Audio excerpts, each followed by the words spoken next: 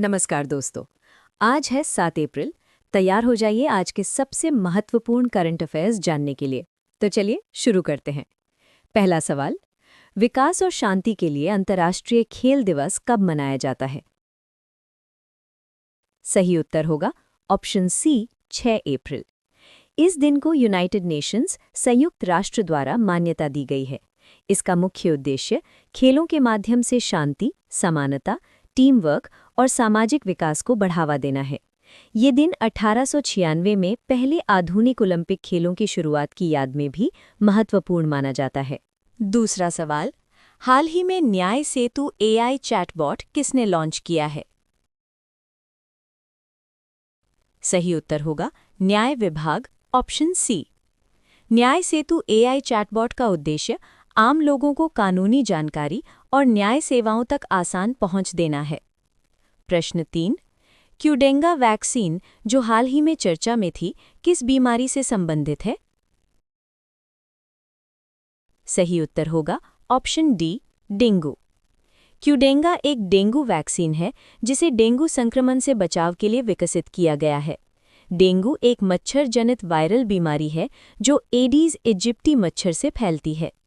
चौथा सवाल, मेघालय सरकार ने हाल ही में किस क्षेत्र के लिए किस कंपनी के साथ समझौता किया? सही जवाब होगा ऑप्शन सी, डिजिटल आधारभूत संरचना संबंधित कंपनी के साथ। ये समझौता मेघालय में डिजिटल विकास, आधारभूत संरचना और निवेश को बढ़ावा देने के लिए किया गया है।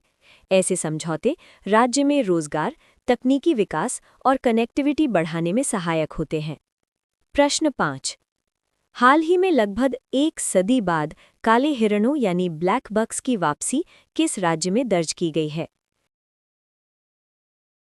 सही उत्तर है सी, छत्तीसगढ़। काला हिरण भारत का एक सुंदर और तेज दौड़ने वाला मृग यानी एंटीलोप है। इसका वैज्ञानिक नाम एंटीलोप कैप्रिका है। काला हिरण भारत में वन्यजीव संरक्षण अधिनियम 1972 के तहत शेड्यूल 1 में संरक्षित है। ये भारत के कई राज्यों में पाया जाता है, लेकिन छत्तीसगढ़ में लगभग 100 साल बाद इसकी वापसी एक महत्वपूर्ण पर्यावरणीय घटना मानी जा रही है।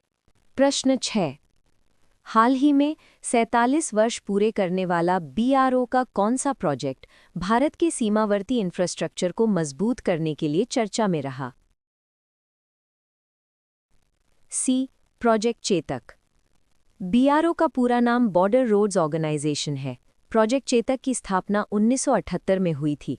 ये मुख्य रूप से राजस्थान और गुजरात के सीमावर्ती क्षेत्रों में सड़कों, पुलों और सामरिक इंफ्रास्ट्रक्चर के निर्माण और रखरखाव का कार्य करता है।